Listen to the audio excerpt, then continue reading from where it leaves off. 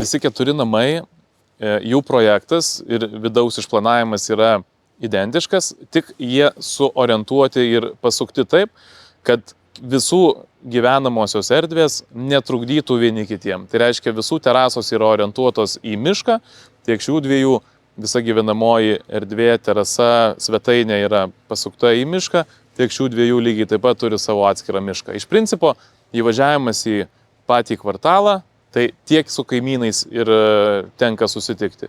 Tai manau, kad privatumas yra labai gerai išspręstas šitoj vietoje ir neturim tokių daug sąsajų su kaimynais. Vienas namas turi tik vieną namo kaimyną.